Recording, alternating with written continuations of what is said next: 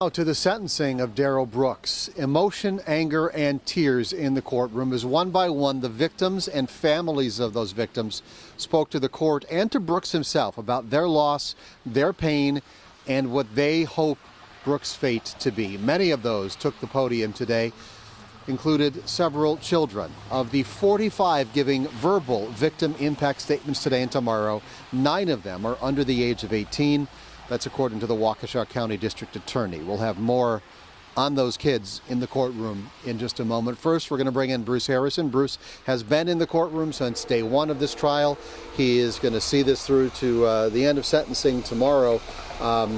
Just a remarkable day today as Darrell Brooks once again just rolls his eyes at the proceedings when the people whose lives he hurt so much are just telling him what he did.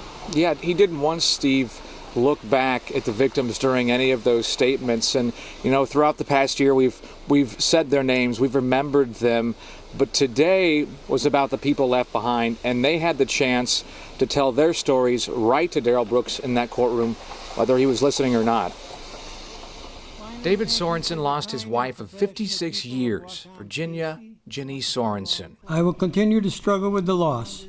I am lucky to have family to care for me and wrap me in love so that I can start to glue together the shattered life I now have. So many families sharing their depression, PTSD, and daily struggles since the attack. Ginny Sorensen's granddaughter missing her Grammy. Minors were not shown on camera. Darrell Brooks, you took her from me, my sister, and my family. The things we will miss the most are not seeing her again, her smile, her laugh. Darrell Brooks, handcuffed and shackled, forced to sit in and listen for hours through the dozens of speakers in the first day of sentencing.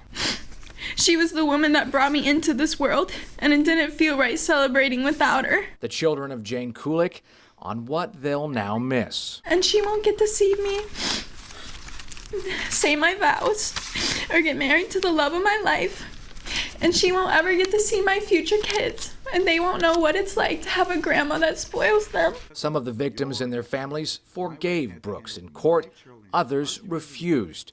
But they all asked the judge that he receive the maximum punishment on every count. I ask you to send this evil animal to life in prison with no chance for parole for the callous murder of my wife. Tomorrow, day 2 of the victim impact statements. Also the day when we're supposed to hear from the people who will speak on Darrell Brooks' behalf. And that includes, at least on the list they provided the court, his mother. You've been texting her today. Sure. What does she say about tomorrow? Yeah, I've heard from both Brooks' mother and grandmother this evening. They had been told they would have the opportunity to speak. They thought that may come today, but victim statements have really been running along. There was also that delay from a threat in court today. They said they're getting tired of waiting. All we know from the court right now is that this may continue tomorrow. Brooks' list. And ultimately their choice whether or not they come to speak. They still have that choice. The court has given them approval to go forward with statements if they choose, Steve. Bruce Harrison, thank you. We'll see you again tomorrow. A few of the children who survived the parade tragedy gave their victim impact statements as well to the court. Some of them spoke on their own. Others were too traumatized to speak, so the court relied on others to share their ongoing nightmare. This drawing is by an 8-year-old victim recounting their experience on November 21st, 2021. How could you do this? Think of your kids. Would you do this to them? The artist's brother, not shown on camera because of his age, addressed Brooks. I'm just a child with a lifetime left to live. I'm also here for my younger brother. I ask for this pain to never be caused again. Sasha Catalan was a senior in high school with their whole life ahead. Although I pushed through and made it to the end, it definitely was not easy for me. The darkness of that day leaving visible and invisible scars. Before, I used to open up and could easily be read as a book. But now even my mom wonders what goes through my head, and honestly I wish she knew. But I know that if I were to tell her, she'd be worried for me, which is the last thing that I want. Even with the unimaginable pain and torment they've experienced, they do have hope for brighter days. I want to pursue what makes me happy and to not have limits on myself With lasting physical and emotional limits, they're trying their best.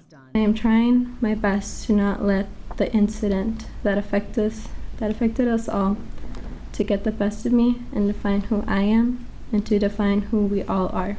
But today, these brave young people are hopeful that justice will be served. Victim impact statements will continue tomorrow. Also tomorrow, Darrell Brooks will be sentenced by Judge Jennifer Doro. You can watch live streaming coverage at TMJ4.com and through the free TMJ4 News app.